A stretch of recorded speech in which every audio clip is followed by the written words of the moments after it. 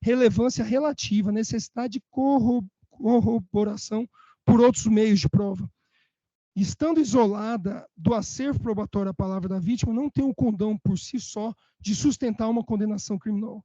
Portanto, impõe-se a absolvição do réu à luz do princípio do indúbio pro réu, desembargadora Lígia, julgado em 11 de 8 de 2020. E se não bastasse essa Câmara já ter o entendimento sedimentado, o STJ, na sua quinta turma, também tem jurisprudência absolutamente pacificada aqui do ministro João Otávio de Noronha, que diz a mesma coisa, que a palavra da vítima tem que ser sustentada pelo conjunto probatório, e não é os autos, não é o caso dos autos. O conjunto probatório, primeiro, não foi nem analisado. Segundo, se tivesse sido analisado, vai de encontro à palavra da vítima.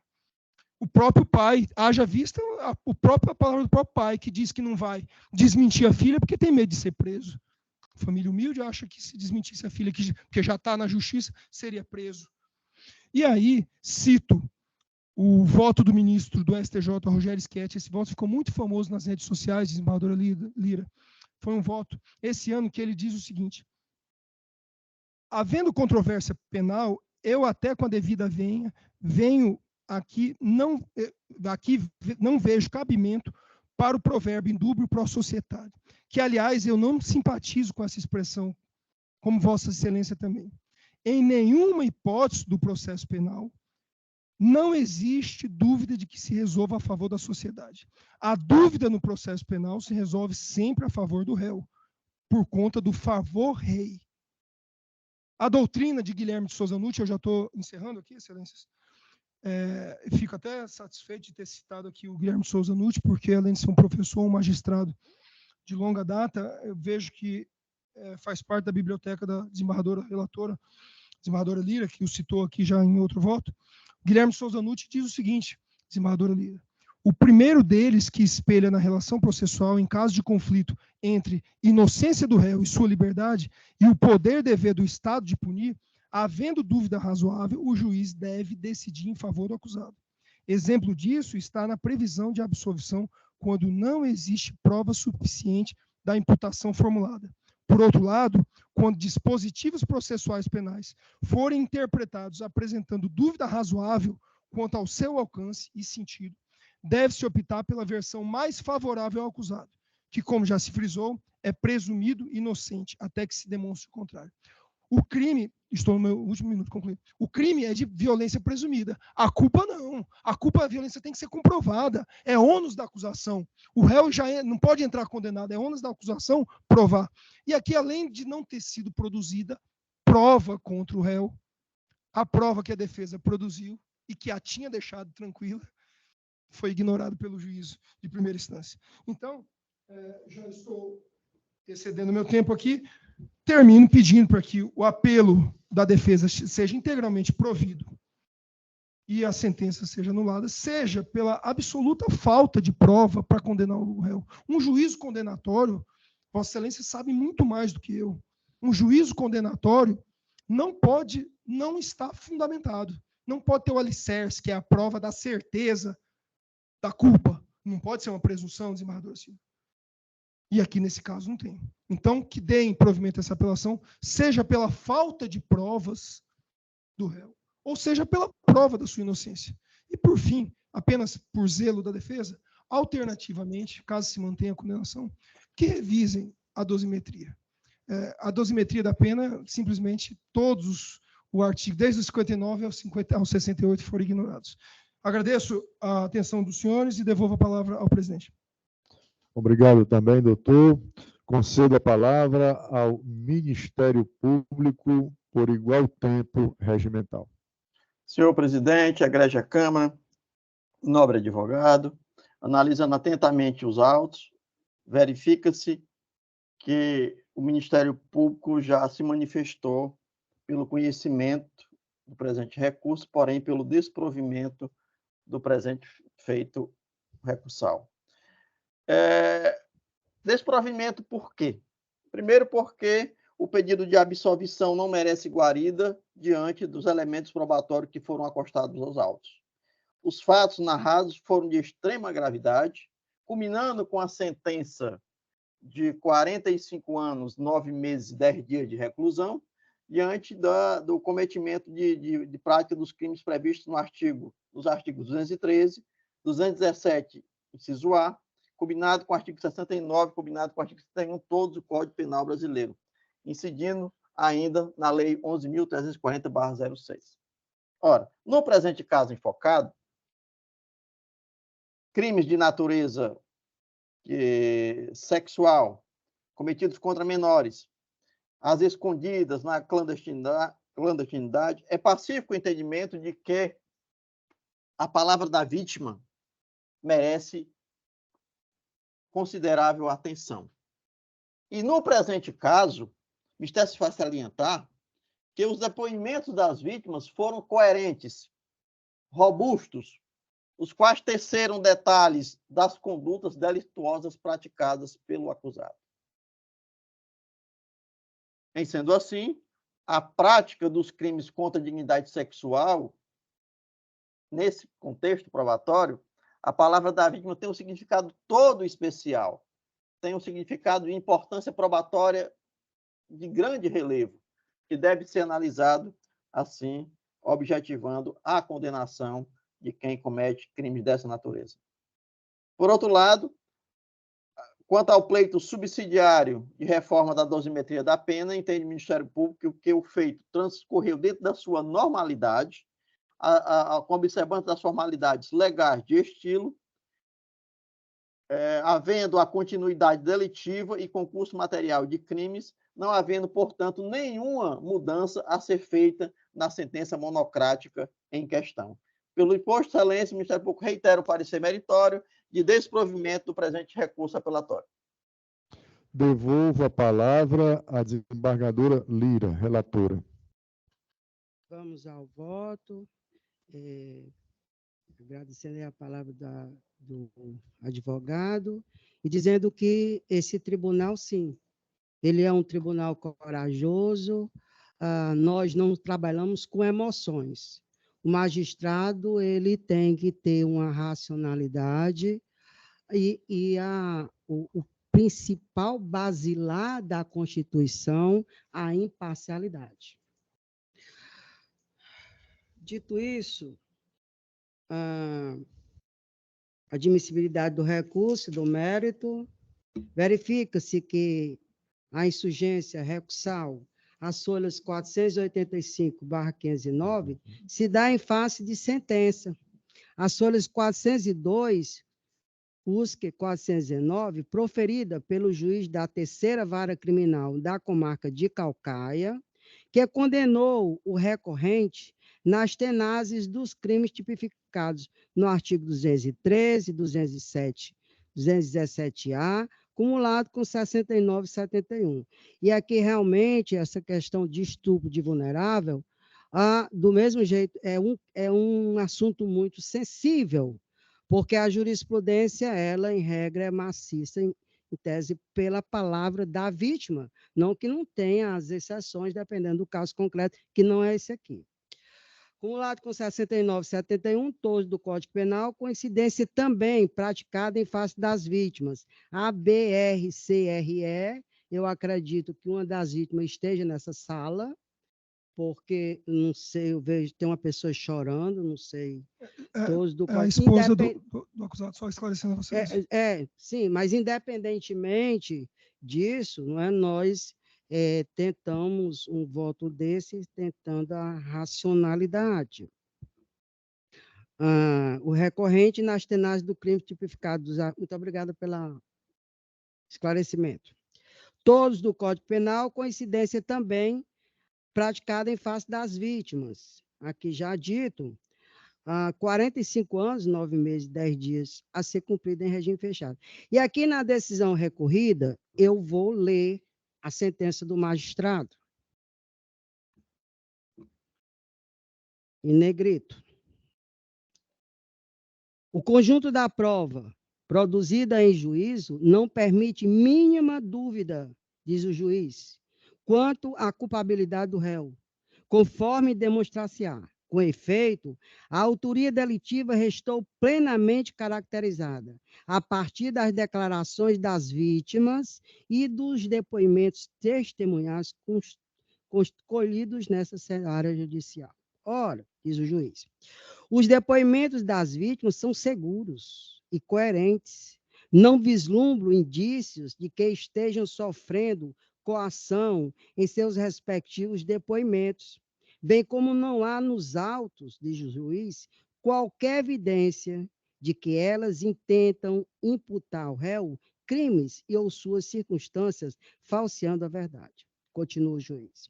Os relatos colhidos ratificaram os elementos trazidos em sede inquisitorial e se mostraram ricos, tanto no que diz respeito às condutas perpetradas pelo agente, quanto acerca do local em que se deram, as circunstâncias e o tempo do crime.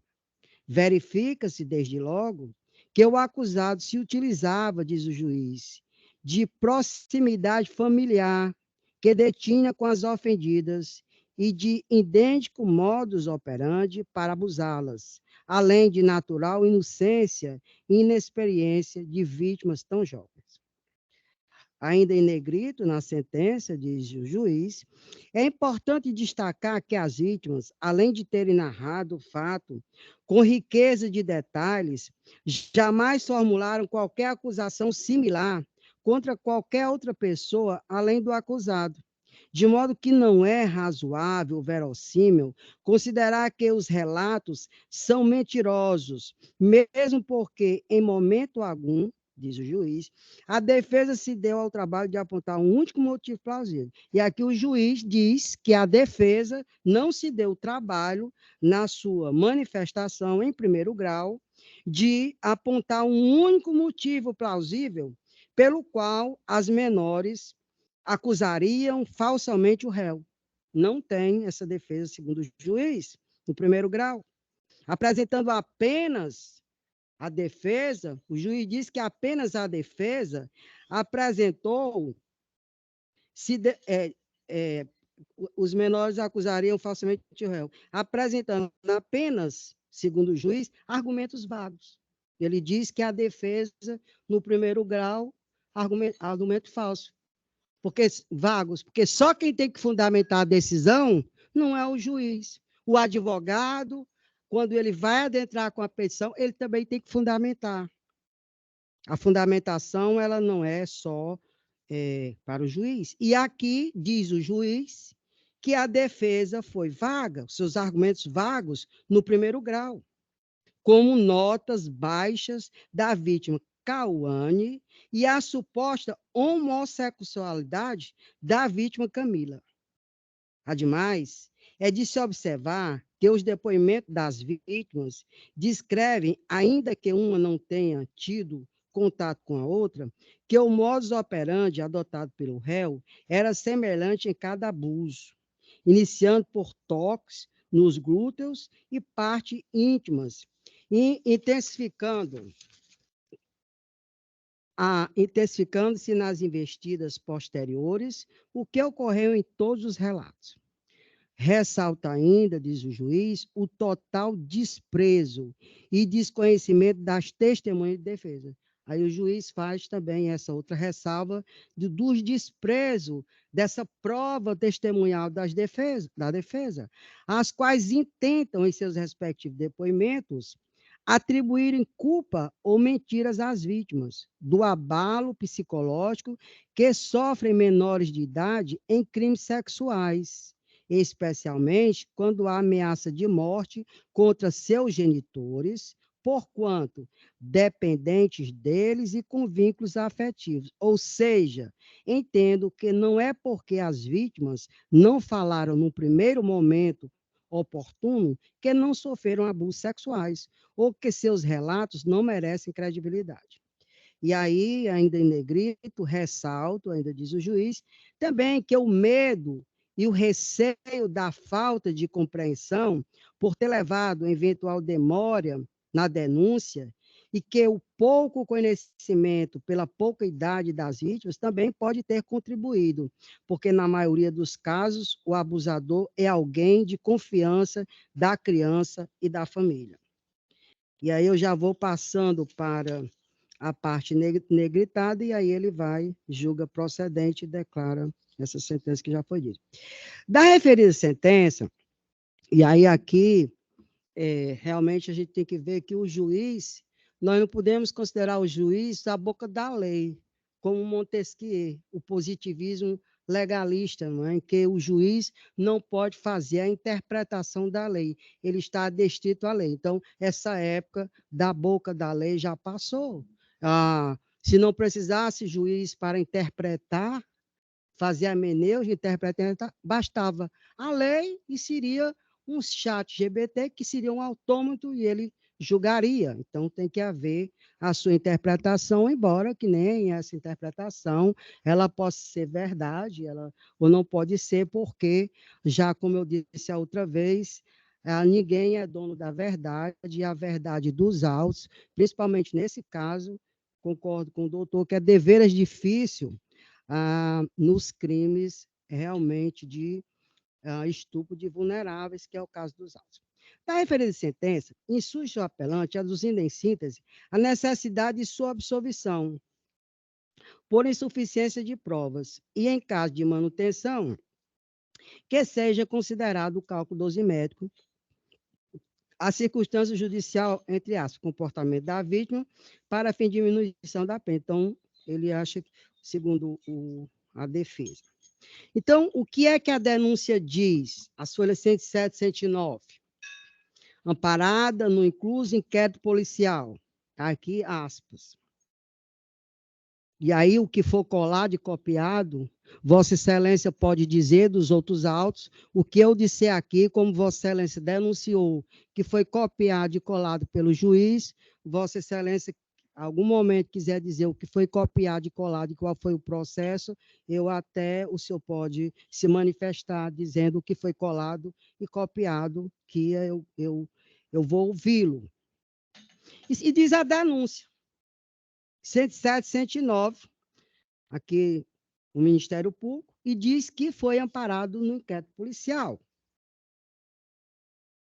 Consta no inquérito policial que, em diversas ocasiões, no período compreendido entre os anos de 2014 e 2018, nesta cidade, José Eliardo Batista de Almeida violentou as ofendidas Cauane Rodrigues Santiago, de 10 anos de idade, Letícia Rodrigues de Souza, de 13 anos de idade, Camila Rodrigues de Souza, de 11 anos de idade, Ana Beatriz Rodrigues Célio, de 17 anos de idade, e Ruth Emily Freire Alves de Lima, de 13 anos de idade. Segundo o apurado, diz o Ministério Público, o acusado é esposo da prima das vítimas, e mantinham convivência a ponto de frequentarem lugares em comum, inclusive um sítio da família e a casa do próprio denunciado.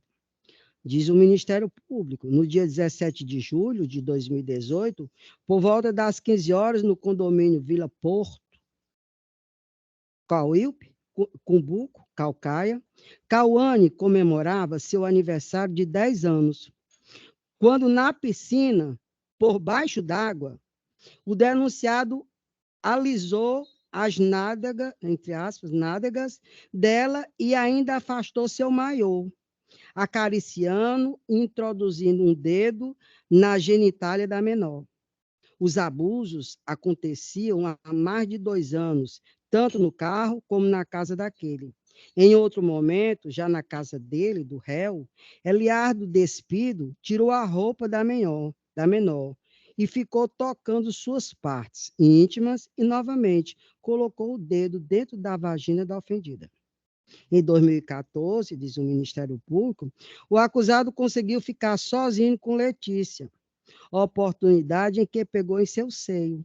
Noutra situação, aquele pegou na perna da menor, bem próximo às partes íntimas, ao passo que, em outra ocasião, tentou-lhe, diz o Ministério Público, beijar. E, finalmente, quando num passeio, próximo a um açude, Eliardo encostou o pênis atrás da vítima. No início do mês de junho, continua o Ministério Público deste ano, dentro do carro, o infrator pegou nas partes íntimas de Camila, mas esta reagiu chutando-lhe as pernas. Já na residência dele, Eduardo colocou seu órgão genital na boca da menor, vindo ainda no dia seguinte a tirar a roupa dela e tentar penetrar o pênis na vagina da ofendida. Não bastante isso, ainda ameaça, e aqui que eles estão dizendo no Ministério Público, ameaçava matar os pais dela. O acusado, continua o Ministério Público, agia de maneira progressiva com as vítimas, mostrando ser uma pessoa extremamente carinhosa.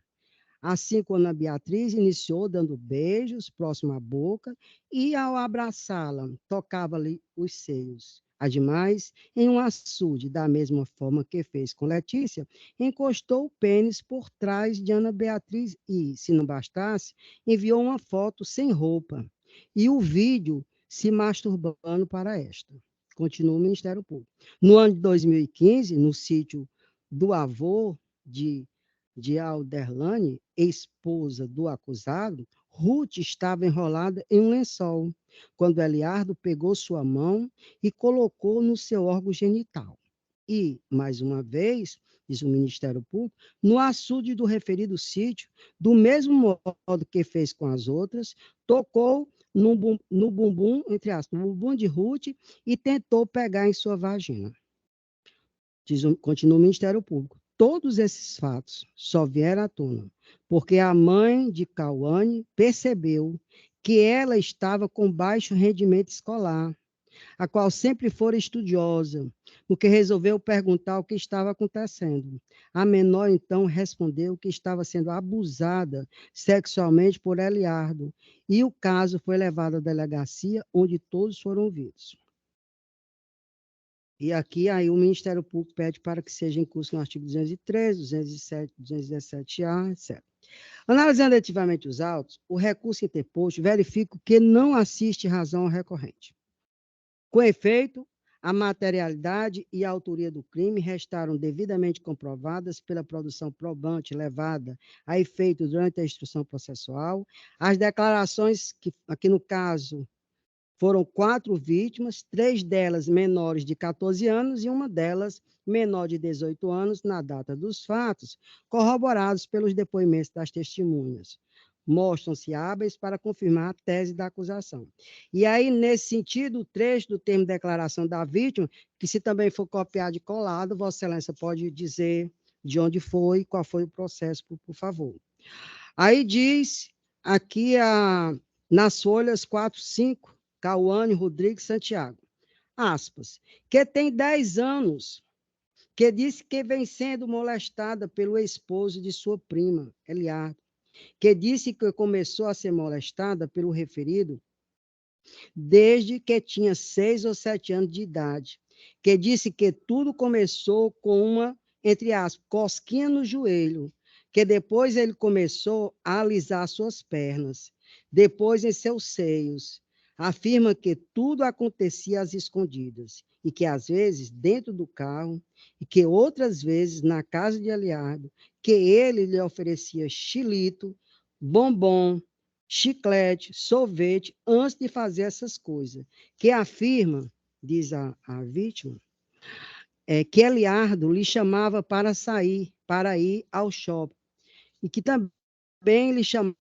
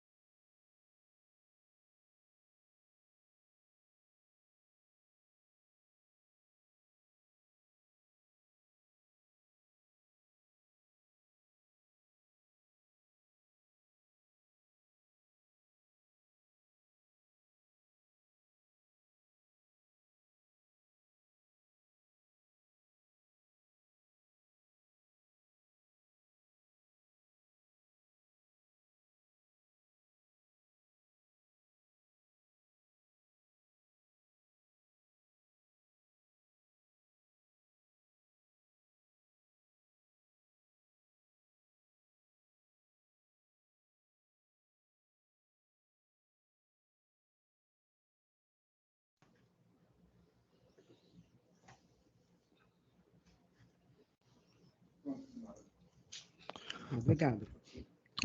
Retomando a gravação, né? Houve paralisação?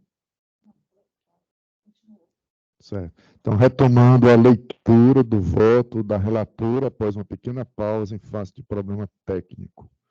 Desembargadora relatora com a palavra. Obrigada, Excelência. E aí eu vou pedir licença, que eu ia diminuir o voto, mas devido a essa questão de dizer que foi copiado, colado, eu vou ter que ler o voto mais detalhado. E aí continua a vítima dizendo assim: geralmente saía de carro com o citado, mas que a esposa dele sempre ia, que afirma que ele tivesse uma oportunidade, lhe tocava. Quando ia na casa dele para brincar com a Valentina, disse que Eliardo sempre achava um jeito para ficar sozinho com a vítima. Relata que em algumas dessas vezes ele levou para o quarto dele e tirou sua calcinha e colocou o pênis na vagina da vítima, que ele dizia que se a vítima contasse para alguém, ia ter briga e ele ia mandar matar os pais de Cauane, que perguntada sobre quantas vezes aconteceram os abusos, respondeu que muitas, e que inclusive algumas vezes acontecia na sala da casa dele, que disse que das vezes que ele fez isso, a esposa não estava em casa, que afirma que no último domingo foi sua festa de aniversário e que ele estava presente, que conta que estava na piscina, na parte funda, que disse que Eliardo lhe puxou pelo braço, afastou seu biquíni e ficou pegando em suas partes íntimas. Continuando aqui, corroborando com a sua versão acima apresentada, essa vítima, ao ser ouvida em juízo, na mídia, e aqui tem a mídia transcrita na sentença. Aí tem assim, aspas, que no dia que estava brincando na piscina, na casa do pai de Alderlane, o réu passou a mão na bunda, né, entre as bunda, e no seu, entre as pipiu, que outro dia, após ser chamada por Anderlane para brincar com Valentina, o réu tirou as roupas dele e as dela na frente de Valentina, levando-a para a cama e ficou em cima dela, tentando enfiar o pênis no, entre as pipiu, que Anderlane não estava em casa no momento, que outro dia ele mostrou vídeos pornográficos para que ela pudesse aprender para fazer com ele, que botava vídeo dele também para ela ficar olhando, que dentro do carro, outra vez, o acusado tirou a roupa e pediu para a vítima colocar a boca na, entre as pintas dele, que tentou se sair, mas ele pegou pela cabeça à força, que outra vez, em seu aniversário, o réu a chamou para a piscina, tirou o seu maiô e ficou pegando, entre aspas, na bunda e, entre aspas, no pipiu dela, que contou a primeira vez dos fatos somente para Camila. Fecha aspas. A outra vítima, Letícia Rodrigues de Souza, ouvida em inquérito policial, diz, que as folhas 12 e 13, aspas, que perguntada se já foi molestada por Eliardo, respondeu que sim, e começou em 2014, que disse que ele sempre estava junto da declarante e das primas nas viagens em família.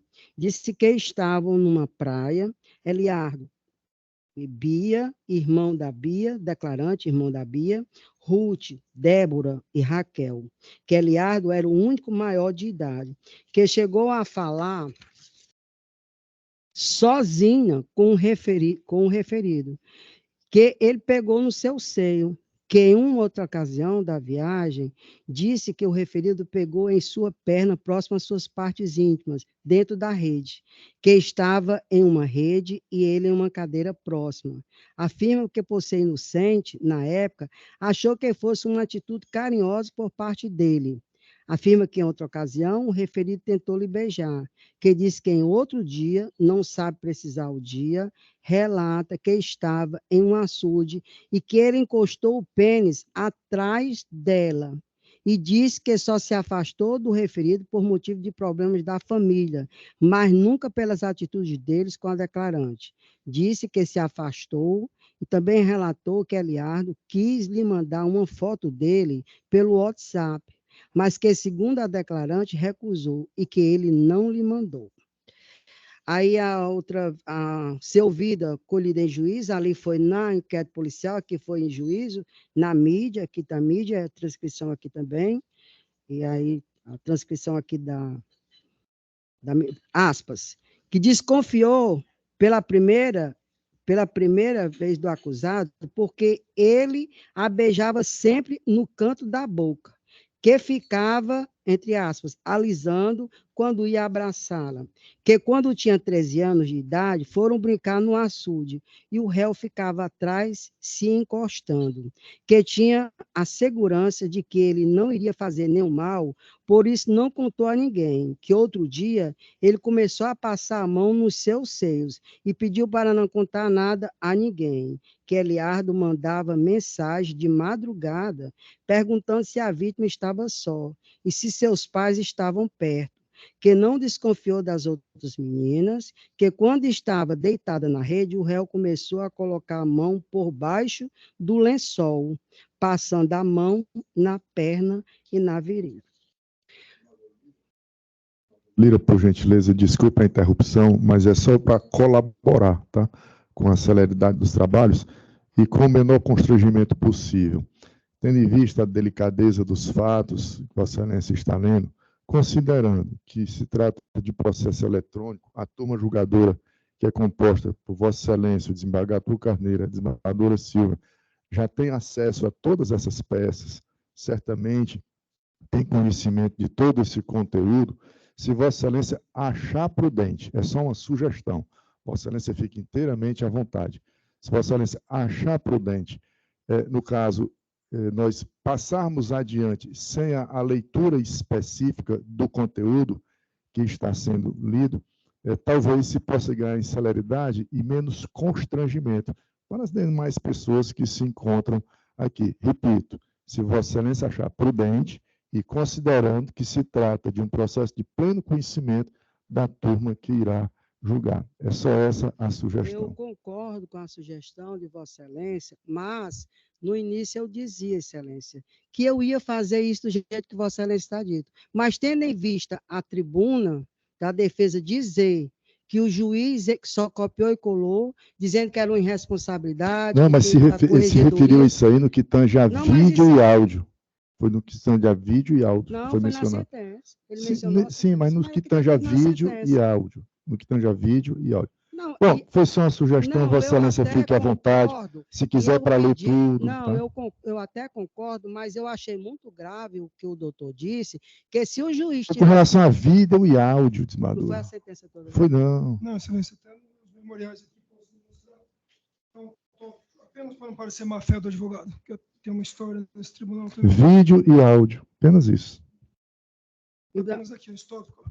Inexistência de vídeo e áudio. Que teriam... Mas o que eu entendi, o que o senhor disse, que o juiz copiou e colou a sentença? Apenas no que tange a vídeo e áudio, porque esses vídeos não existem nos autos. Apenas um comentário com relação a vídeo e áudio, apenas isso. Então, vem o depoimento aqui transcrito, então vamos caminhando. O senhor não tem problema, não. Aí, se o senhor segue o termo de declaração prestada em sede inquisitorial, vou acelerar, Excelência. Eu não vou dizer aqui o nome, a outra vítima, começa com o nome com Camila, as folhas 15 e 6. Só em negrito para acelerar, já vou acelerando. Quem encostou atrás da vítima, que disse que sentiu-se incomodado com esse abraço por trás, que ele lhe ameaçou dizendo que a declarante contasse alguma coisa, ele ia matar seus pais, que iria escrever uma carta e fugir com a declarante, que depois disso passou todos esses meses sem ir até a casa dele. E aqui também já passando, que realmente já foi visto todo esse voto aqui. Também prestou depoimento, colhido em juízo, a mídia aqui, transcrito na sentença também. E aí vem a outra vítima, Ana, que eu não vou dizer o resto do nome, que declarou em sede inquisitorial, aí ela disse aqui, que eu vou passando isso aqui, em sede inquisitorial, e também no depoimento judicial, que eu também vou deixar para de ler. A outra vítima também, só botando o nome só o primeiro nome, só REFA de L, também presta depoimento em sede inquisitorial, vou passando. Ela também prestou depoimento judicial, também vou passando. Nos crimes de natureza sexual, em maior parte ocorrido na clandestinidade e sem a presença de testemunhas, isso é realmente a regra, oculares, empresta-se valor preponderante às declarações da vítima, isso quem diz a jurisprudência, diante da dificuldade de obtenção de prova direta. Na hipótese, no caso dos autos, as declarações prestadas pelas vítimas, além de harmoniosas entre si, narram os fatos com coerência, apontando claro e manifestamente o acusado como responsável pelo crime. A respeito da validade jurídica da palavra da vítima, confira-se julgados do STJ, que aqui também eu peço licença para não ler todo, só o negritado, é firme o entendimento no STJ, no sentido de que, em crimes contra a liberdade sexual, a palavra da vítima possui especial relevância, uma vez que sua maioria são praticadas de modo clandestino, não podendo ser desconsiderada, notadamente, quando corroborada por outros elementos probatórios. E aí, aqui é da 5ª turma, e eu peço licença, trago várias jurisprudências nesse sentido, e ainda em negrito aqui, estupro de vulnerável, materialidade de autoria comprovada, palavra da vítima, relevante valor probatório, dessa primeira Câmara, da desembargadora Edna, julgada em 15/12/2021, também trago de outras câmaras aqui nesse sentido, várias jurisprudências, e corroboram as declarações da vítima, os depoimentos das testemunhas de acusação. Luciana Rodrigues Celes, Lucivânia dos Santos Rodrigues Santiago e Emilene dos Santos Rodrigues, na mídia, aqui transcrita em consonância com os relatos. Aí ela diz exatamente aqui as testemunhas, mais detalhadamente, as testemunhas também aqui elas dizem, Ana Beatriz, e eu vou citando aqui, que todos já tiveram acesso ao voto, a testemunha também é Emilene dos Santos, genitora da vítima, Camila, relatou. Aí vamos ver o que foi que ela disse. Que falou com sua filha, Camila, fala a verdade. O Eliardo mexeu com você?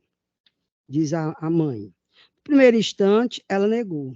Aí eu disse assim, não tenha medo, eu e seu pai estamos aqui para lhe proteger. A gente vai defender você até a última gota. Aí ela pegou e disse assim, mãe, ele pegou nas minhas partes, entre aspas. Nesse momento, eu desmoronei em choro, disse a mãe dela. Eu desmoronei em choro, porque era uma pessoa que tinha uma convivência boa com a gente dentro da casa. Jamais a gente ia desconfiar de nada. Então, eu perguntei a ela como foi, aspas. Ele pegou a minha mão e botou em cima do pênis dele. E eu fiquei tirando. E eu comecei a chutar as pernas dele, fecha aspas. Ela narrou que a filha informou a ela que o apelante lhe falou, aspas, Camila, não fale para ninguém, porque isso vai dar um BO muito grande para mim, fecha aspas. Em outra ocasião, questionou sua filha do porquê não ter falado para ela desses fatos, e a filha respondeu. E aqui está nos minutos 4, entre aspas, mãe, porque ele disse que vinha aqui matar a senhora e o pai, fecha aspas. Narrou outra ocasião, nos minutos 6:29, em que, aspas, ele baixou o calção e colocou o pênis na boca dela. Aí forçou ela a chupar, entre aspas, chupar o pênis dele, e ela disse que deu um murro no rosto dele, que sangrou o canto da boca. Aí ele pegou ela pelo cabelo e falou, aspas, não faça mais isso, senão eu mato seu pai, sua mãe, e não chore, fecha aspas. E aí, mais detalhadamente, também a testemunha Lucivânia relatou na mídia que, nos minutos, doutor, 3.02, entre aspas, que foi tomar banho, saiu, e aqui nós vamos já caminhando,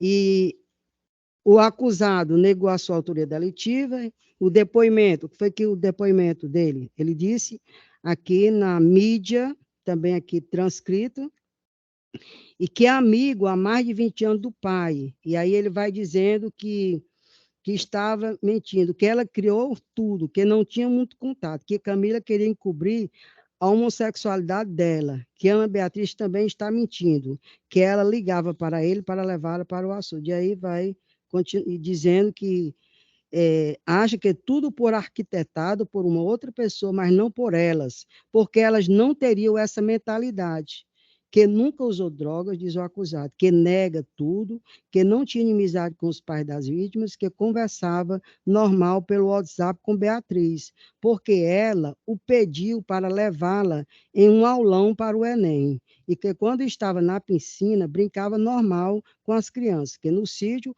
os homens dormiam fora e as mulheres com as crianças dentro, que as vítimas que corriam para abraçá-lo. Fecha aspas. Aqui é do acusado. O recorrente, em suas razões, além de negar sua autoria, defende ainda que não há qualquer constatação de que houve estupro nos laudos dos exames de corpo de delito. E aqui está a folha 7. Cauane, folha 19, 20, Camila, 24, 25, Ana Beatriz. Entretanto, sabe-se que tal argumento não encontra qualquer guarida jurídica ou até mesmo fático, pois, afinal, muitos dos crimes de estupro de vulnerável ocorrem sem deixar vestígios, sendo tal ponto completamente desrazoado e dissonante na realidade. Esse é o entendimento dos tribunais, que eu também peço licença que falei só o negritado, estupro de vulnerável, ato libidinoso, diversa condição carnal, materialidade, ausência de vestígios, no laudo pericial e relevância. A jurisprudência diz que essa ausência de vestígios é irrelevante, o laudo pericial, e aqui é do STJ, no agravo, no HC 797-966, São Paulo, da 5ª turma, julgado em 15 de maio de 2023.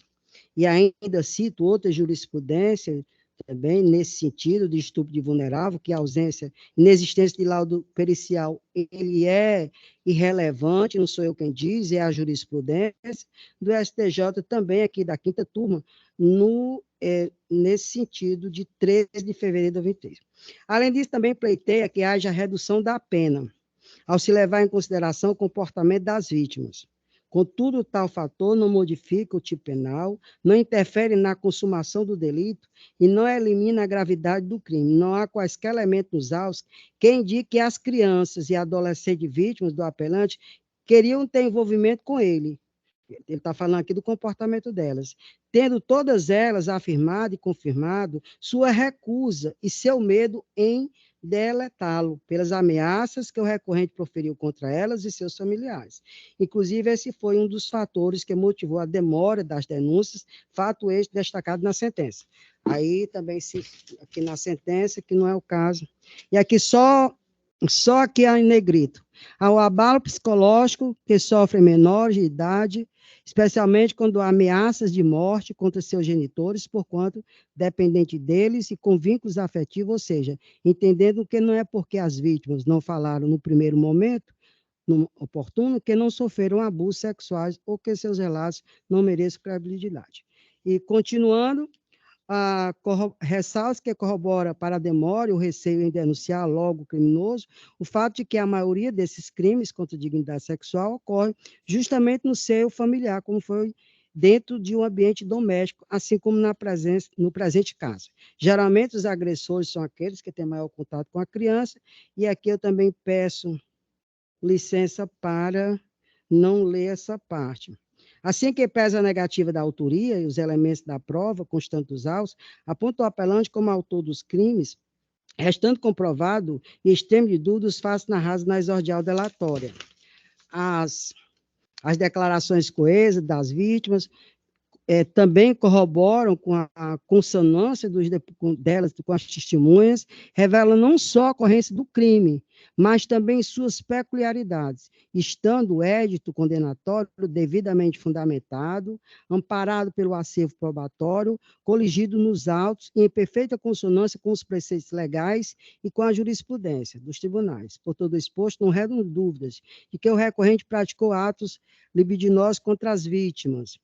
Cumpre reconhecer que a condenação foi exarada com acerto, nos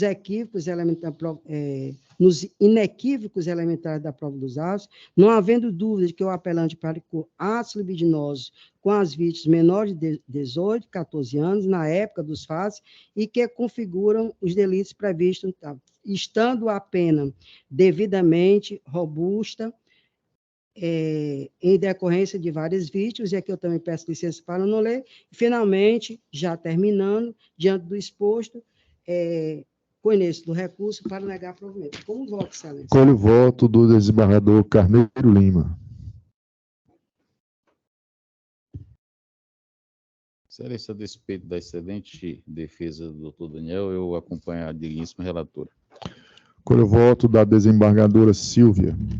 Eu também gostaria de parabenizar aqui a defesa do doutor Daniel, parabenizar também a relatoria. E sim, doutor Daniel, é um processo realmente bastante complexo, como todo e qualquer processo que nós verificamos aqui, principalmente esse de estupro de vulnerável. Então, nós temos todo o cuidado e zelo. Eu assisti todas as mídias, verifiquei a documentação e o meu entendimento corrobora com o entendimento da relatora. É como voto. Proclamo o resultado. A primeira Câmara Criminal, por unanimidade de votos, conheceu do apelo para julgá-lo improvido nos termos do voto da relatora. Próximo processo é o que consta no item 124 do roteiro. Item 124.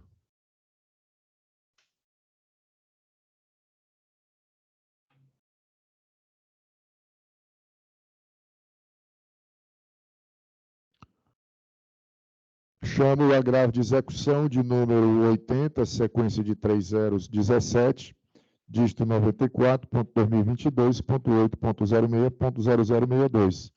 Agravante FPM. Agravado Ministério Público. Relatoria da desembargadora Silvia Soares de Sanóbrega, a quem concedo a palavra.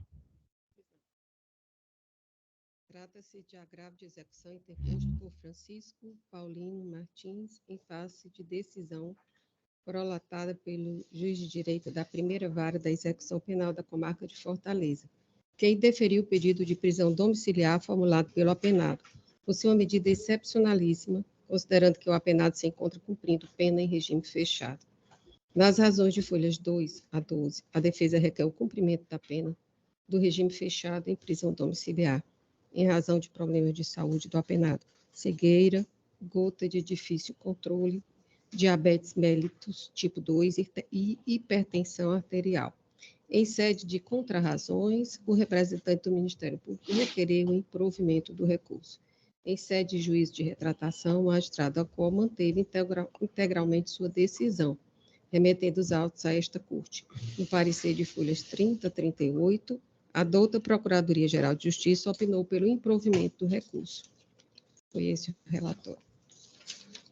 Concedo a palavra à Sua Excelência, a doutora advogada Silvia da Silva Nogueira, patrona do agravante, para apresentar suas razões em sustentação oral pelo tempo regimental de 15 minutos.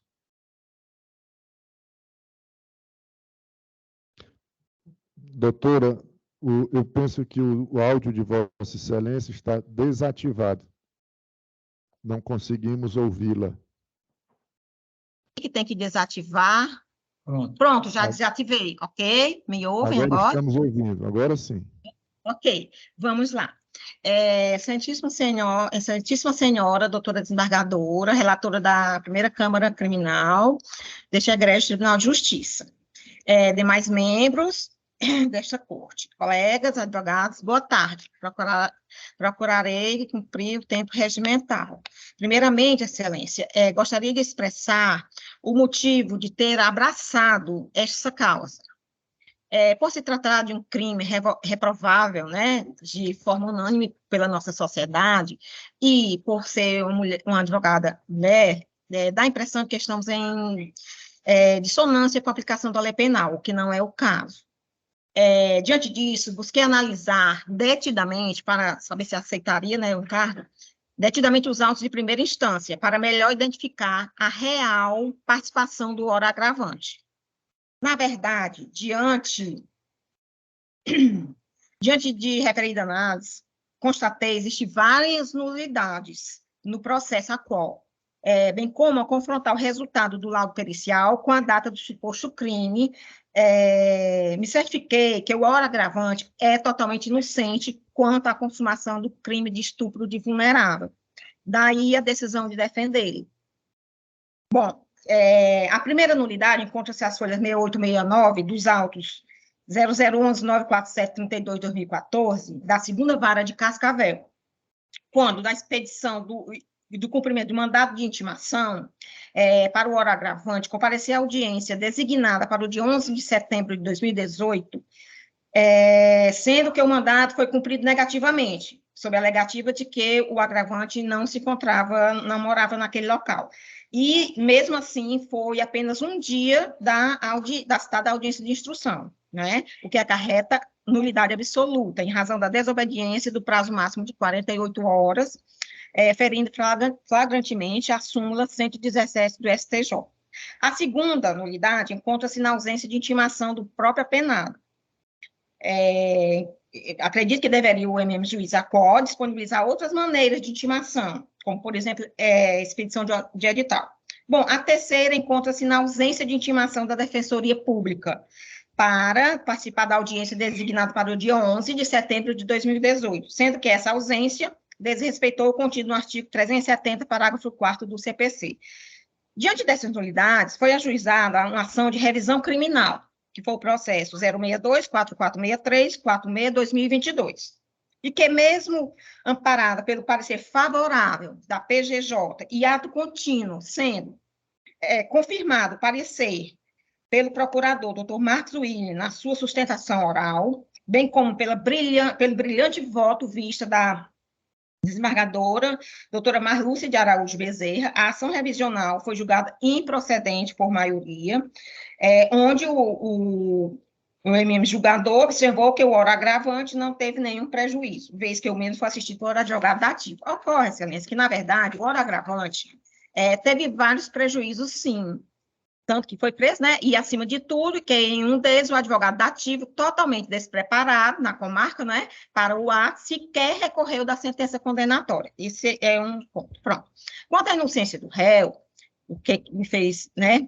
Ora agravante, o laudo pericial de folhas 12 e 13 dos autos, lá da primeira instância, 11.947-32/2014, em sua conclusão, fala que a fornicação vaginal antiga é antiga e contundente. Ok, que referido laudo foi realizado no dia 16 de dezembro de 2013. 16 de dezembro de 2013. Sendo que o suposto crime foi cometido em 24 de outubro de 2013. Ou seja, e que entre uma data e outra temos apenas a diferença de um mês e alguns dias. Podemos, assim, considerar como sendo uma data recente e não antiga do ato praticado.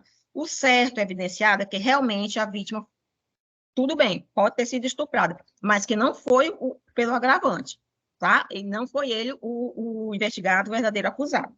Bom, pronto, voltando para a instrução deste agravo, conforme consta nos autos 8.017, que tramita perante a primeira vara de execuções penais de Fortaleza, o paciente teve indeferido o pedido de prisão domiciliar, que é o ponto aqui do agravo, de forma excepcionalíssima para tratamento de saúde, em face de ser portador de várias doenças graves. Ele é um senhorzinho, eu já estive lá várias vezes, né? Muito debilitado. Trata-se o apenado de uma pessoa idosa, maior de 69 anos, né? Portador de várias doenças, e que necessita de atendimento médico especializado, qual se encontra na unidade penitenciária, que é no hospital, né? São Antônio Penal. Diante do precário estado de saúde do apenado, que vem a cada dia se agravando dentro lá da unidade penitenciária, sem nenhuma perspectiva de melhora, ao contrário, com cegueira total em um dos olhos e parcial em outro, mais o problema de gota, de difícil controle, com várias crises, o mesmo necessita de ajuda de terceiro para locomover-se dentro da unidade, para banho de sol, fazer necessidades básicas, né? Meritíssima julgadora, encontra-se anexado no movimento 78.1 do processo 8.017, relatório de alta, emitido no dia 16 de julho de 2023, né, de forma genérica, informando, bem genérico, né? Informando que o paciente se encontra em condições de alta. E sugere a transferência para a unidade de origem. Ocorre que não existe no referido relatório nenhuma informação quanto ao tratamento da cegueira, quase que total do agravante, pois até aquela data não foi visitado por nenhum oftalmologista disponível na unidade penitenciária hospitalar, nenhum. E que eu visitei, né, no dia 3 de agosto, próximo passado, e tomei conhecimento de que, além de não ter sido atendido o médico oftalmologista, o orapenado foi ameaçado de morte por outro interno, conhecido como Ricardo, também cadeirante. Ele dizendo que iria furar um apenado se o mesmo não participasse de uma facção dentro da unidade penitenciária. Esse fato, ele nem falou para as famílias, para não ficarem apavoradas, mas falou para mim, insistindo que eu fosse lá visitar, que era para informar, né, isso. Então, que dia depois, esse tal Ricardo furou um outro interno lá, estando mesmo na aula de isolamento. Na época, tinha sido isolado, né? E ele é cadeirante, não tem uma das pernas, mas é indivíduo de alta periculosidade. Esse rapaz, o Ricardo, que ameaçou o agravante, meu cliente.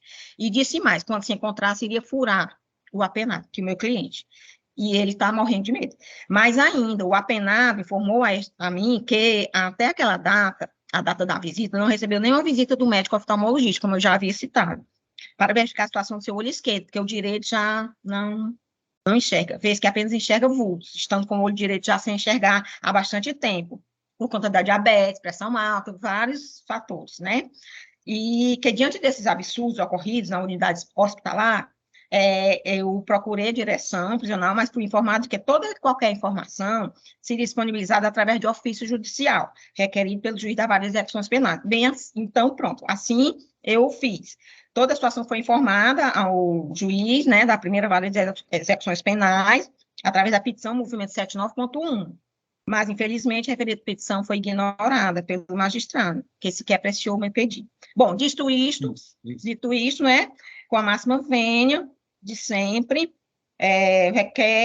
venho requerer que seja conhecido e provido presente agravo, né, por se encontrar comprovada a inexistência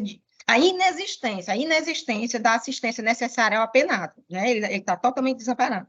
Pessoa idosa, maior de 69 anos de idade, um senhor com fazer mal a ninguém, portador de várias doenças graves, as quais vêm cada dia se agravando lá dentro, sem nenhuma perspectiva de melhora. Ao contrário, está ficando mais cego ainda.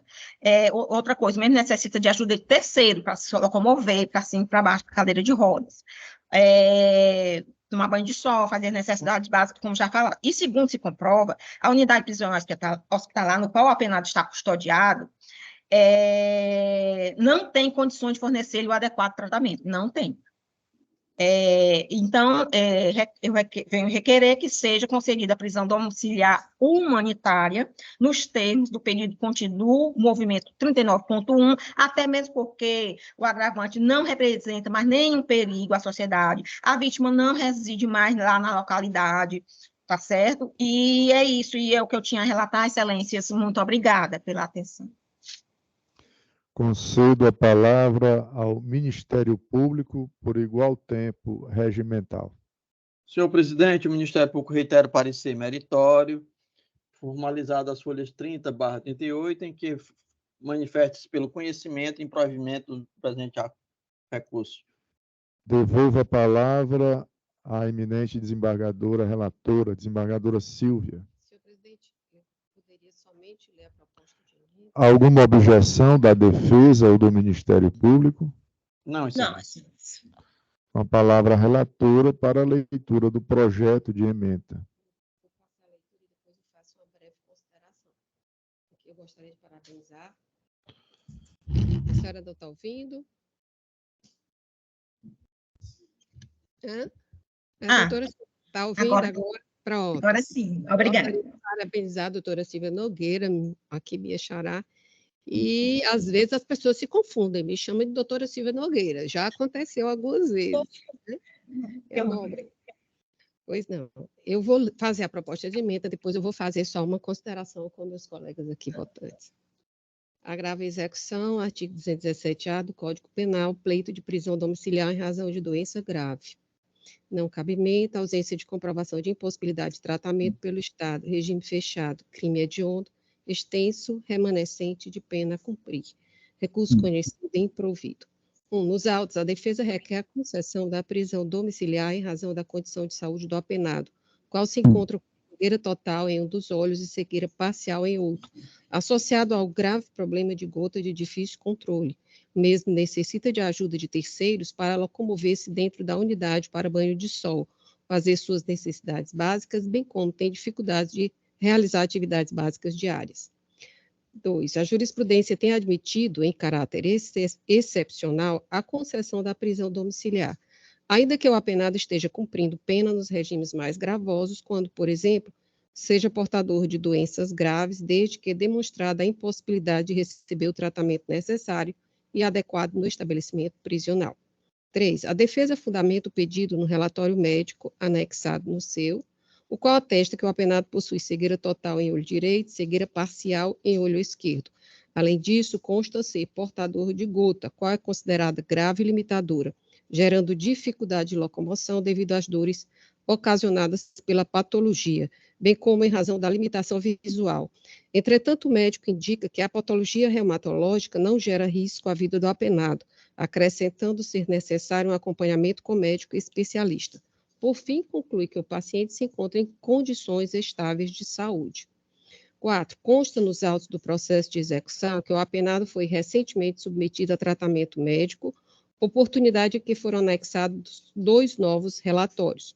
O primeiro, datado de 8 de maio de 2023, indica que o apenado evolui com melhora do estado geral, consciente, orientado, o paciente relata melhora parcial da dor em joelho esquerdo.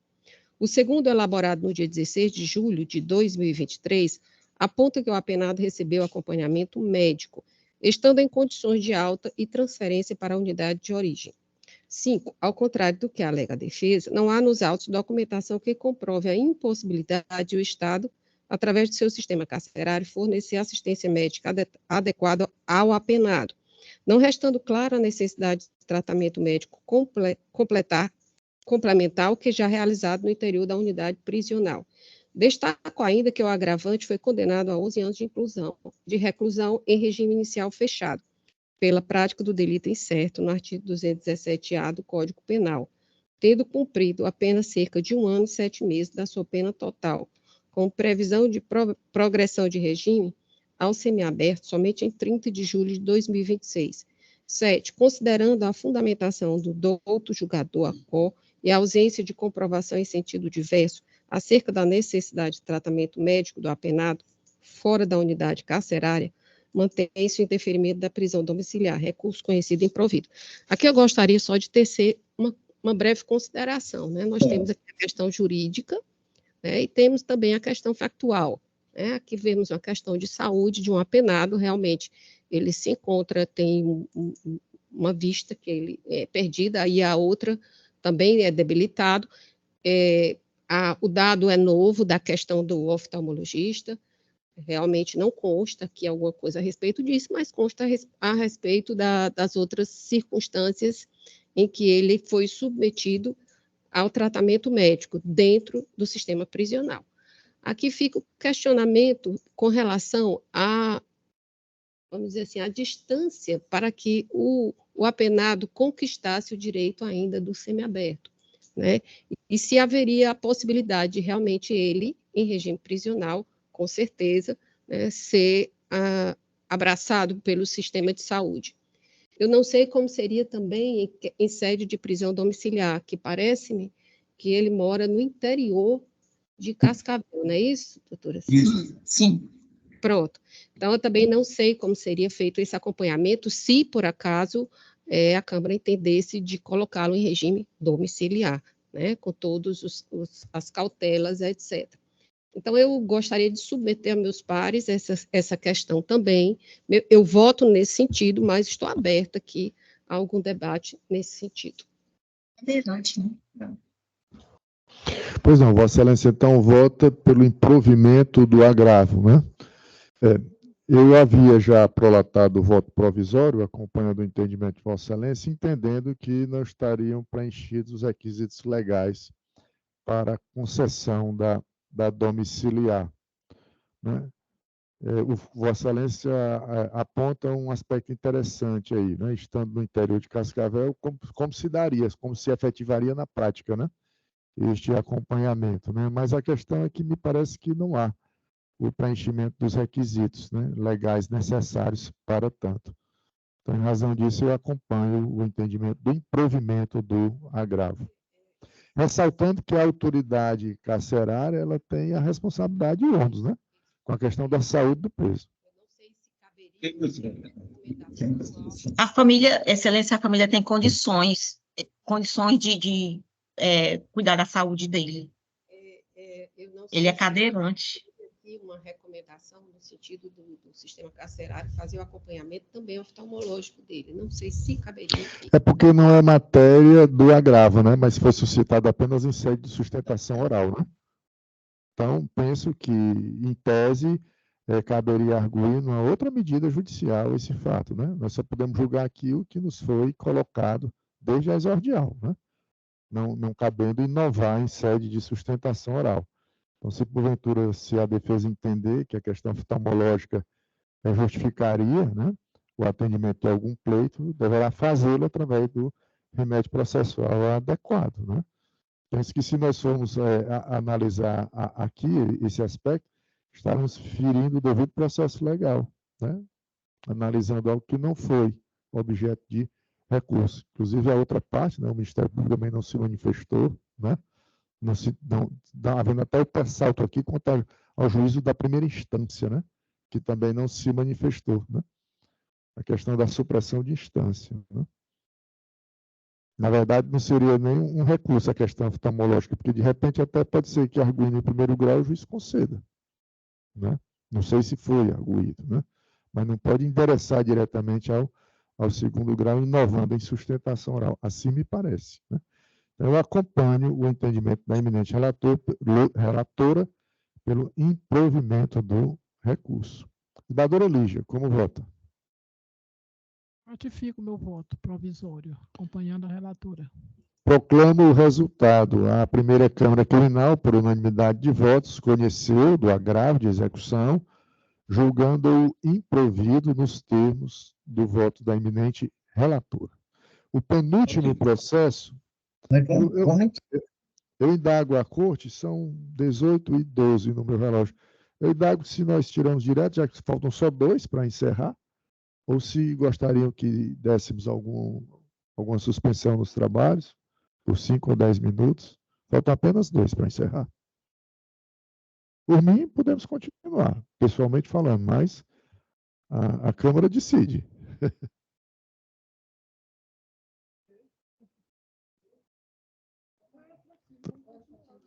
Então, vamos, né? Muito bem, chamo agora, então, a apelação criminal constante no item 27 do roteiro. Só a guisa de esclarecimento para quem estiver nos assistindo e porventura tiver chegado agora, né? Estamos já há mais de 4 horas na sessão, né? Daí o meu comentário há pouco.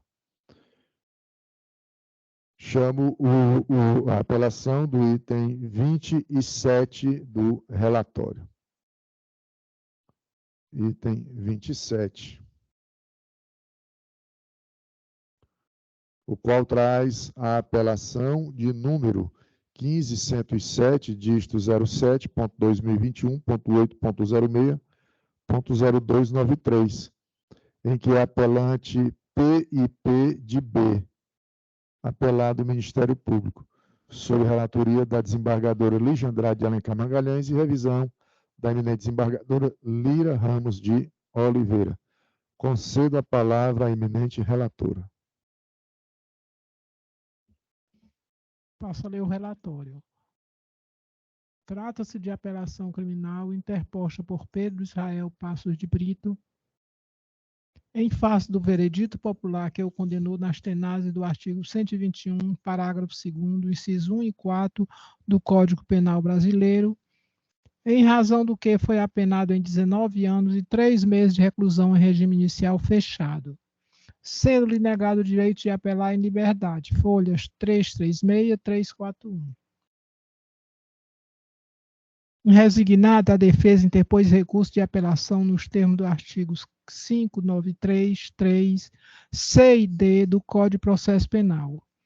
Alega que a decisão do jurado foi contrária à prova dos autos, argumentando que o acervo probatório não demonstra a autoria delitiva do réu, e tampouco a ocorrência das qualificadoras da torpeza e do recurso que dificultou ou tornou impossível a defesa do ofendido, requerendo a anulação do veredito popular e a sua submissão a novo julgamento. Subsidiariamente, alegou erro na aplicação da pena, requerendo a fixação da pena base no mínimo legal em razão da primariedade do acusado, do réu. Folhas 358 e 368. Em sede de contra-razões, folhas 374 e 384, o Ministério Público pugnou pelo desprovimento do recurso. Estado a se manifestar, a Procuradoria-Geral de Justiça opinou pelo conhecimento e desprovimento de apelação. Folhas 386 e 395. É o relatório. Concedo a palavra à Sua Excelência, o doutor advogado Davi Souza Alencar, presente fisicamente na sala de sessões, patrono do apelante, para apresentar suas razões em sustentação oral pelo tempo regimental de 15 minutos.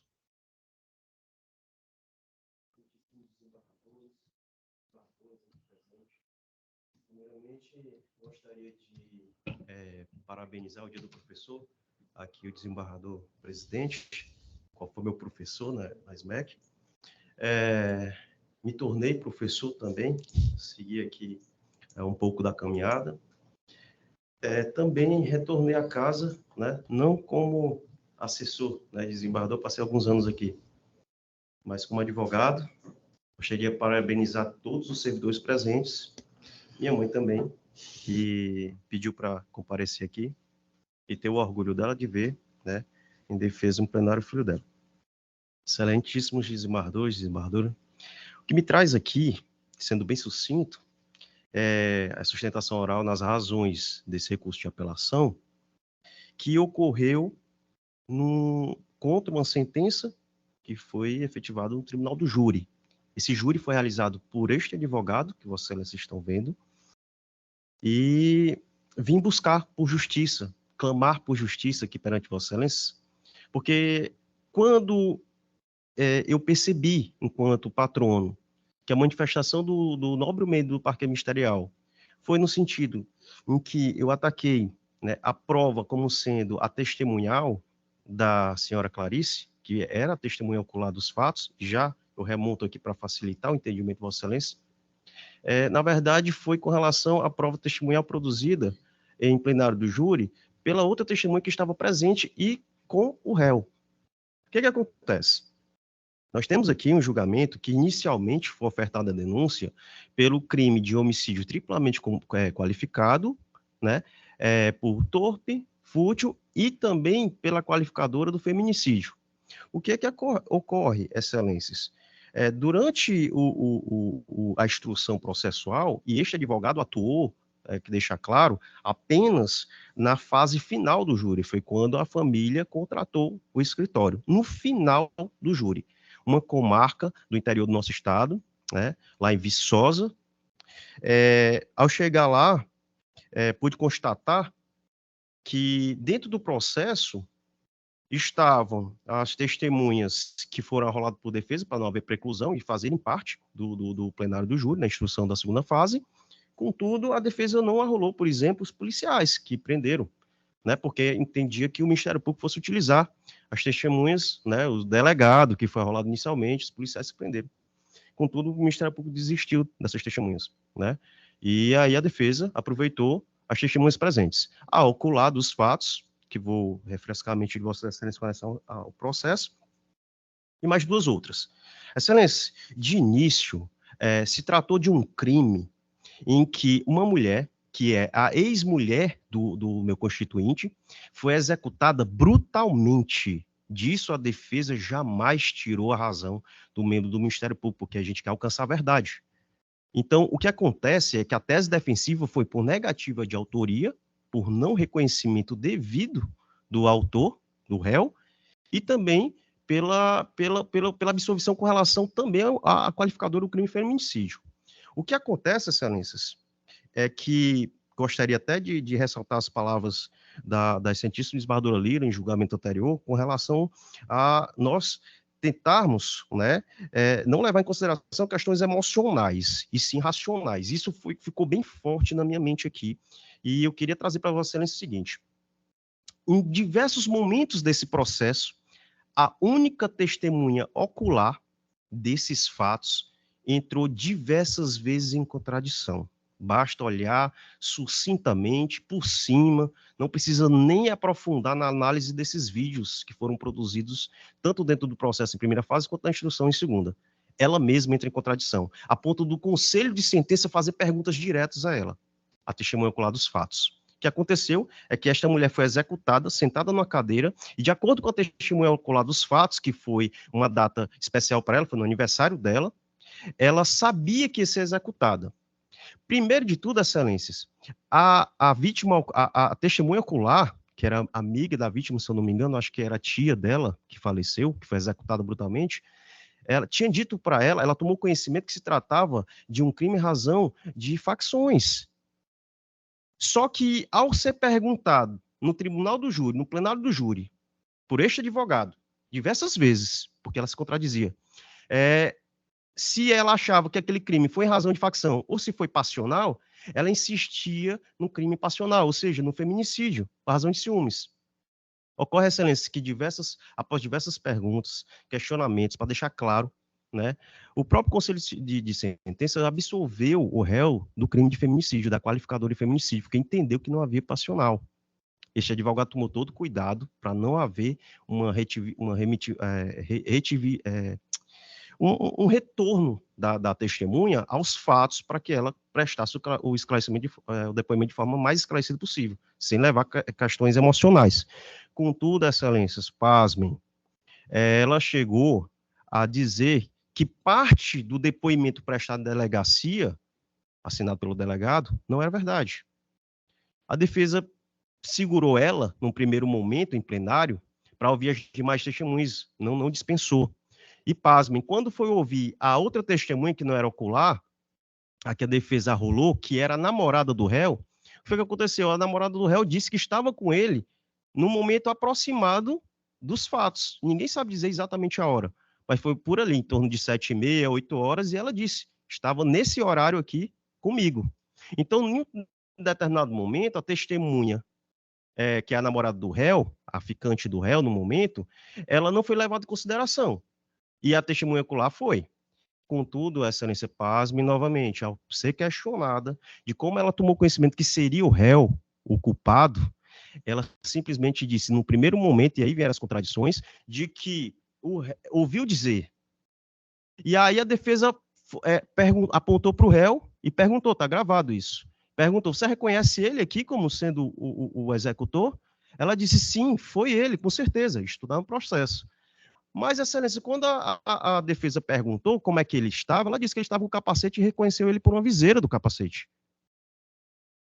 Eu perguntei, excelência, não tinha nenhum outro aspecto que pudesse levar a crer que fosse ele, uma tatuagem, o corpo dele. Ela disse, se tratava de um homem forte, robusto. Mas ele é magro, e está aqui. Eu disse, não, você reconhece ele dessa forma, ele já era magrinho sim. E como você reconheceu ele? Pelos olhos. Estava escuro? Estava escuro. Excelência, outro detalhe. A pessoa que ela reconheceu como sendo o autor o autor do crime, não foi o que disparou, ela deixou bem claro isso. Ela disse, olha, existiam dois réus nesse processo, excelência. Inicialmente, 2 indiciados, apenas um réu denunciado. O primeiro, ela reconheceu como o autor do disparo, que ceifou a vida da vítima. E o segundo, o coautor. Só que, durante a instrução processual, ela disse que não reconhecia mais. E como ela reconheceu o primeiro da mesma forma que ela reconheceu o segundo? Ele estava de capuz, de acordo com ela. E reconheceu pelos olhos. Depois, durante a instrução, ela disse que não era mais ele. Foi diante disso, excelência, de tantas contradições, que a defesa chegou ao ápice de questionar de questionar a testemunha ocular, se ela tinha interesse na condenação.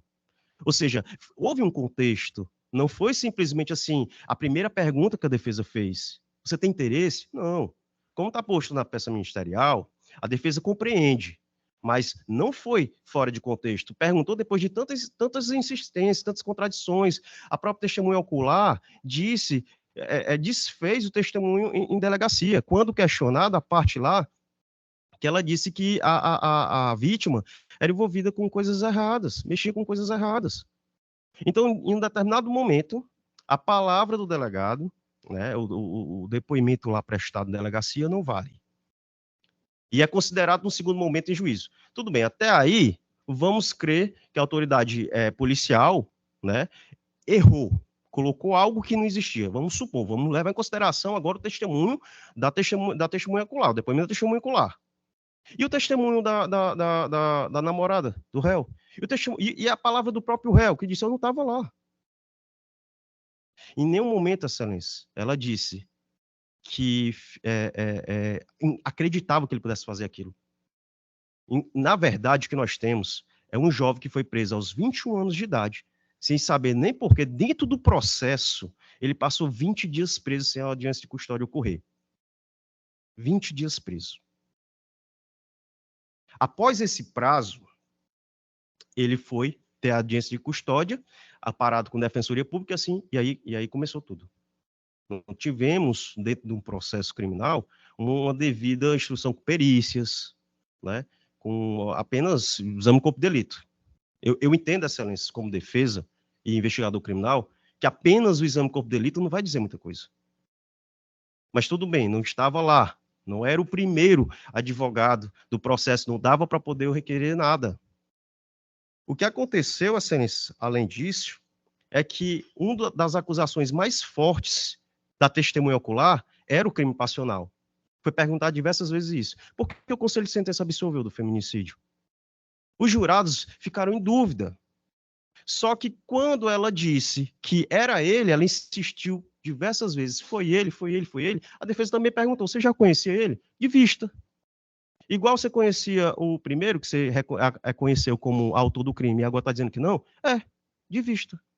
Excelência, qual o tipo de mensuração dessa prova que o magistrado, o julgador, ele pode ter? Nós tivemos, Excelência, no primeiro momento, a mensuração da prova pelos juízes leigos. Nesse momento, a magistrada de piso não podia fazer nada, apenas fazer a dosimetria da pena.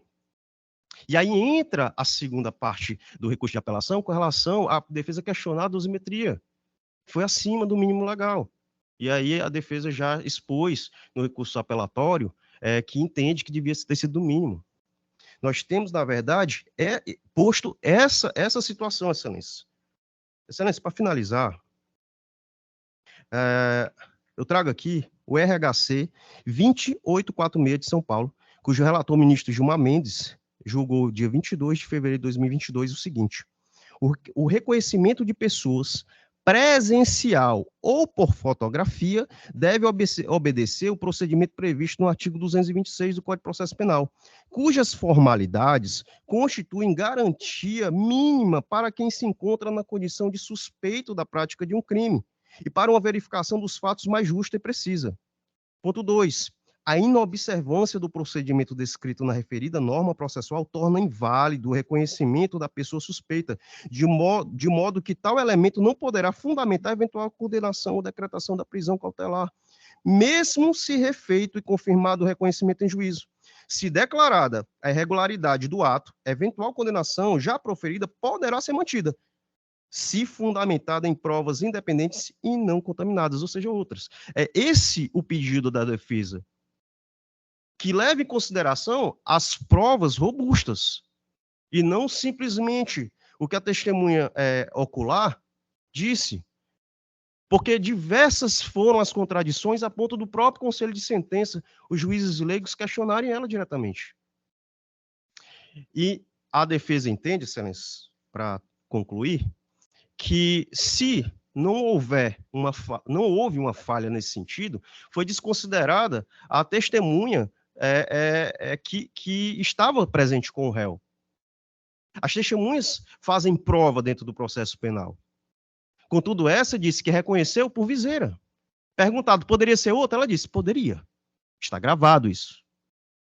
Mas mesmo se você acha que foi ele, mesmo se acha que foi ele. Foi daí, após isso, que a defesa perguntou, você tem interesse na condenação dele? Porque a defesa também ficou em dúvida com relação a isso. Ela tem. Por quê?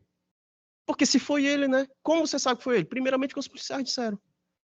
Depois, porque eu não acredito que ele possa ter cometido isso. E daí vieram as contradições, e daí veio a pergunta da defesa. E com base nesse segundo ponto, o interesse dela na condenação, a defesa também pediu a desconstituição da sentença. Então foi nesse contexto, Excelência. E desse modo, a defesa pede o provimento do recurso apelatório para que anule a sentença, né, reforme, no caso, proteste para o novo júri. Que seja levado em consideração, pelo menos, outras provas, que não essa, que foi um reconhecimento totalmente fora do artigo 226 do Código de Processo Penal. Excelência, a defesa agradece aqui o tempo fornecido, né? Não quer cansar Vossa Excelência, queria apenas fazer aqui o desenho real do que não observou na manifestação ministerial. Quem sabe o Ministério Público também não tenha observado isso, né? Porque foi um júri, foi feito por mim mesmo, lá, a defesa foi feita acompanhada por mim, né? E eu tive a impressão de que não houve apenas digamos assim, a vista daqueles vídeos. Tamanha foi a cautela desse advogado em pedir isso, em vir até aqui que eu percorri quase 300 quilômetros de distância para vir fazer essa defesa presencialmente, Excelência. Quase 300 quilômetros, quando eu ouvi dentro do processo de manifestação ministerial. Se não posso deixar isso passar, porque senão essa defesa não vai ser plena. Muito obrigado, Excelência, como pedido. Nós que agradecemos também, doutor, parabenizando pelo desempenho na tribuna. Concedo a palavra ao Ministério Público, por igual tempo regimental.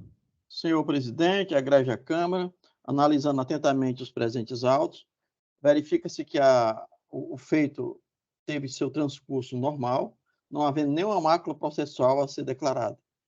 Outro sim, há nos autos elementos probatórios compatíveis, condizentes, devidamente fundamentados, demonstrando a autoria e a materialidade delitivas.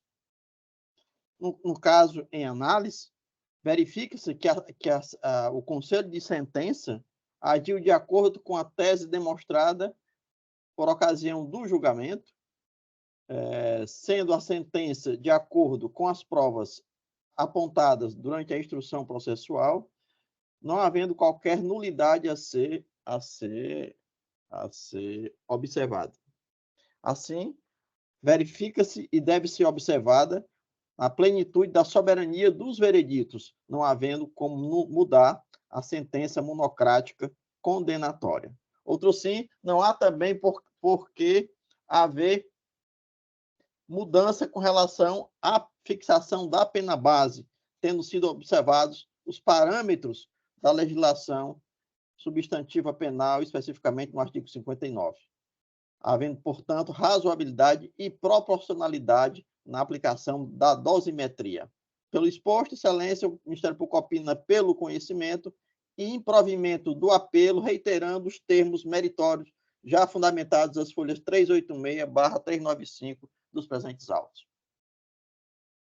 Devolvo a palavra à eminente relatora. Gostaria de saber se as partes se contentam apenas com a leitura da proposta de ementa. Alguma objeção da defesa ou do Ministério Público? Não, Excelência, sem problema. Com a palavra a desembargadora Lígia para a leitura da proposta de ementa. Ementa, penal e processo penal, apelação criminal, homicídio qualificado, tribunal do júri, anulação do julgamento, decisão manifestamente contrária à prova dos autos, inocorrência. Versão acolhida pelos jurados amparada no robusto arcabouço probatório, veredito mantido, dosimetria, redução da pena base, circunstâncias corretamente valoradas, não acolhimento, precedente do STJ, apelo desprovido.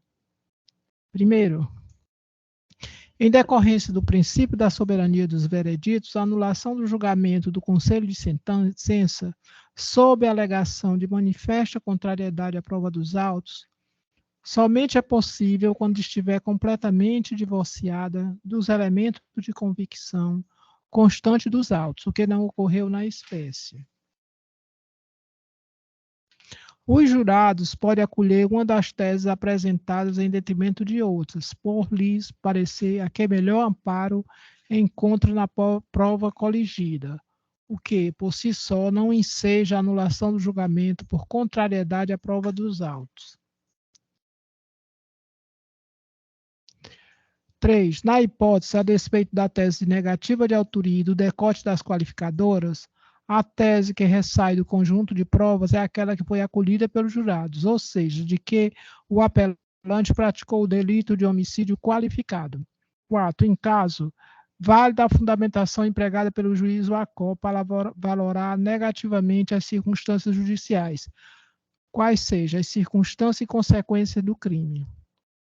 5. Quanto às circunstâncias do crime, trata-se do juízo de maior e menor gravidade do crime em razão do modus operandi do agente. No presente caso, a vítima foi surpreendida em uma festa de aniversário, momento em que foi ceifada a sua vida mediante disparo de arma de fogo, na presença de diversas pessoas, inclusive familiares da ofendida. 6. As consequências do crime também foram valoradas negativamente. Eis que a vítima deixou um filho menor que dependia de seu sustento e afeto. Ora, tal fato extrapola as consequências intrínsecas do crime de homicídio e é justificativa e idônea para a exasperação da pena base. Recurso conhecido e desprovido. É como voto. Com o voto da desembargadora Lira. Com a relatora. Como voto o desembargador Carneiro. Com o relator, excelência. Proclamo o resultado do julgamento. A primeira Câmara Criminal, por unanimidade de votos, conheceu do apelo, julgando-o improvido nos termos do voto da eminente relatora. Último processo a ser julgado é o do item 39 do roteiro.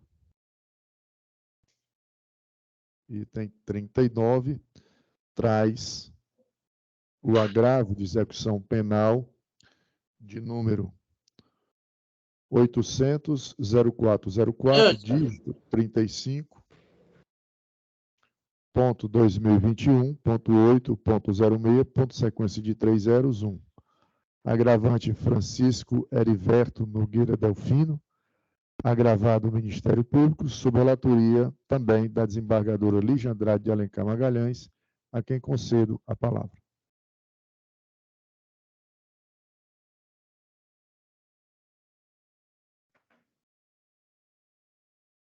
Passo a ler o relatório. Trata-se de agravo em execução penal interposto por Francisco Heriberto Nogueira Delfino, contra a decisão proferida pelo juízo da 4ª Vara de Execução Penal da Comarca de Fortaleza, que indeferiu o pedido de trabalho externo formulado em favor do apenado, folhas 3, 4. Colhe-se dos autos que o apenado, ora agravante, foi condenado a pena total de 23 anos de reclusão por infração ao artigo 121, parágrafo 2º, inciso 2 e 4 do Código Penal, estando atualmente cumprindo pena em regime fechado.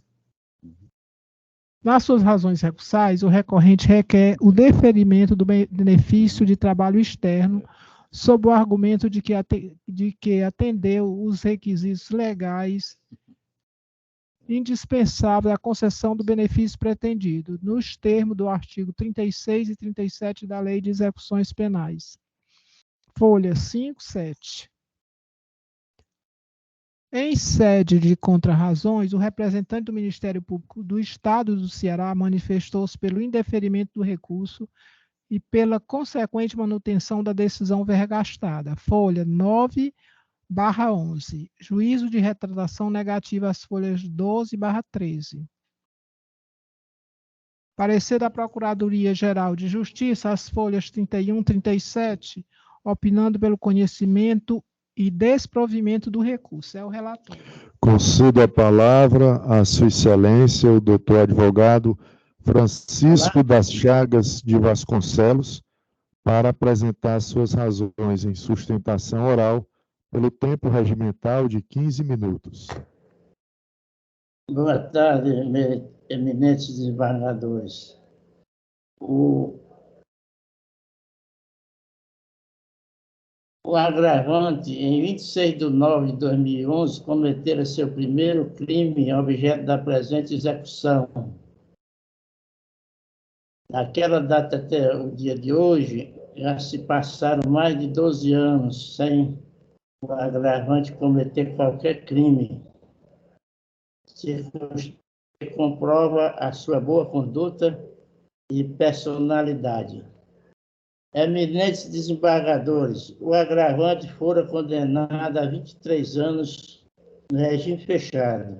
1/6 dessa pena é 3 anos e 8 meses, mas já cumpriu 5 anos e 2 meses, preenchendo o requisito objetivo exigido pelo artigo 37 da LEP para a concessão do benefício pleiteado pelo agravante. Eminentes desembargadores, o agravante também preenche os requisitos subjetivos, aptidão, disciplina e responsabilidade, conforme documentação acostada aos presentes autos. Eminentes desembargadores, a douta representante do Ministério Público, a folha 33, cita os artigos 36, 37 e 123 da Lei 7.210/84, LEP, e afirma: como se vê, a legislação admite o trabalho externo para presos em regime fechado, somente em serviço ou obras públicas, realizadas por órgãos da administração direta ou indireta, ou entidades privadas, desde que tomadas as cautelas contra a fuga e em favor da disciplina, condicionando a sua concessão ao preenchimento dos requisitos subjetivos, aptidão, disciplina e responsabilidade, e objetivo, cumprimento de 1/6 da pena.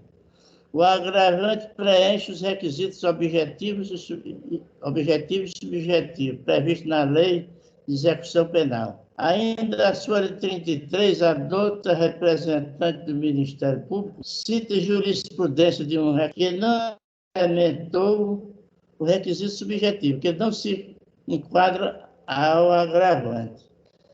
Eminentes desembargadores, não há previsão legal da assertiva da douta representante do Ministério Público, a folha 34, e que o benefício deve ser antecipado aos presos de bom comportamento carcerário e que estejam mais próximos de cumprir o tempo necessário para a progressão. Eminentes desembargadores, 2/5 da pena de 23 anos corresponde a 9 anos e 2 meses. O agravante já cumpriu 5 anos e 2 meses, portanto, faltando 4 anos para a implementação do requisito objetivo para a progressão do regime fechado para o regime semiaberto. Mas está requerendo o benefício de serviço externo, o monitoramento eletrônico, dormindo no presídio, assegurado pela LEP, Lei 7.210/84. Eminentes desembargadores, concedido o benefício de que faz uso o agravante, por preencher os requisitos objetivos e subjetivos previstos na LEP, caso não cumpra o que foi estabelecido por Vossa Excelência, está consciente que o referido benefício será revogado. Eminentes desembargadores, data venha, parecer da douta representante do Ministério Público, acostada à folha 31 a 37, dos presentes autos, pelo improvimento do pedido do agravante, contraria o que dispõe a Lei 7.210/84. Por isso, requer a Vossas Excelências, que não sigam o voto da eminente desembargadora, caso esta profira voto desfavorável ao agravado. Assim estarão evitando o cometimento de injustiça. Nestes termos, pede deferimento. Fortaleza, 17/10/2023. É a minha sustentação. Pois é, a jurisprudência citada pela doutora representante do Ministério Público não se enquadra na situação. Ele citou jurisprudência do STJ, do Tribunal do Ceará, mas em casos que não convergem para o agravante. Tá bom. Obrigado. Pois não, doutor, nós que agradecemos. Concedo a palavra ao Ministério Público por igual tempo regimental. Senhor presidente, o Ministério Público reitera na integralidade parecer meritório de folhas 31/37.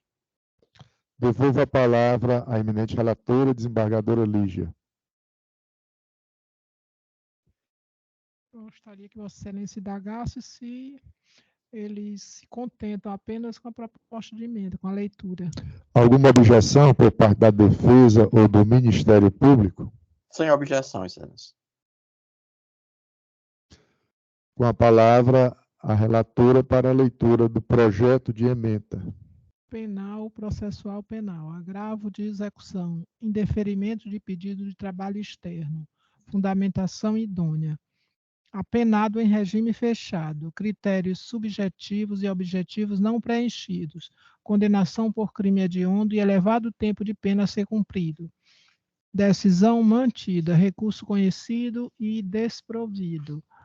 Primeiro, no caso dos autos, o agravante foi condenado por homicídio qualificado a pena de 23 anos de reclusão, tendo cumprido até a presente data aproximadamente 5 anos e 2 meses da censura penalógica, o que reflete uma pequena parcela do quantum total da condenação, uma vez que ainda resta pendente de cumprimento o total de 17 anos, 9 meses e 22 dias. A previsão para a progressão para o regime semiaberto é somente a partir de 23/2/2029. 2. Diante desse enredo, constata-se que a decisão de primeiro grau encontra-se plenamente acertada, pois é inviável a concessão de autorização de trabalho externo ao sentenciado que se encontra em regime fechado para laborar em empresa privada, sem a comprovação do atendimento às cautelas necessárias contra a fuga e em favor da disciplina, ou que não esteja na prestação de serviço ou obras públicas, conforme exige o artigo 36 da Lei de Execução Penal. 3. Ademais, o deferimento do benefício seria prematuro, especialmente porque o recorrente possui amplo saldo remanescente de pena a cumprir e ainda demanda um certo tempo para a obtenção do regime semiaberto, não havendo como cotejar seu grau de responsabilidade e disciplina, o que evidencia a incompatibilidade de seu pleito com os objetivos da pena. Somando-se a isso, é certo que a natureza dos crimes pelo qual o agravante foi condenado inspira maiores cuidados na concessão do benefício do trabalho externo. 4. Portanto, inviável a concessão de autorização do trabalho externo ao sentenciado que se encontra em regime fechado, pois a decisão proferida pela instância de primeiro grau encontra-se dotada de suficiente fundamentação quanto ao indeferimento da benesse pleiteada, recurso conhecido e desprovido. É como voto. Como voto, desembargadora Lira. Com a relatora. Como voto, desembargador Carneiro Lima. Com a relatora, excelência. Proclamo o resultado. A primeira Câmara Criminal, por unanimidade de votos, conheceu do agravo para julgá-lo improvido, nos termos do voto da eminente relatora. Há mais um processo em sede de habeas corpus do item 14, para que nós proclamemos o resultado. Refiro-me àquele que foi solicitada a sustentação oral, mas o advogado não estava presente no momento em que nós chamamos. Então, item 14, em face dos processos de habeas corpus. Proclamo o resultado. Por unanimidade, o habeas corpus foi conhecido e parcialmente concedido. Mais algum, doutora Cíntia? Não? Por gentileza, quantos processos efetivamente julgados nessa tarde e noite? 152 processos julgados na presente sessão. Algum registro dos eminentes pares, antes do término? Desejar a desembargadora Lira, né? Feliz férias, né? Aproveite bastante. Volte com as forças renovadas. Né? Não havendo mais nada a consignar, agradecendo a Deus por mais um dia de trabalho, desejando a todos uma boa noite, declaro encerrada a presente sessão. Boa noite a todos, até a próxima semana. Boa noite a todos.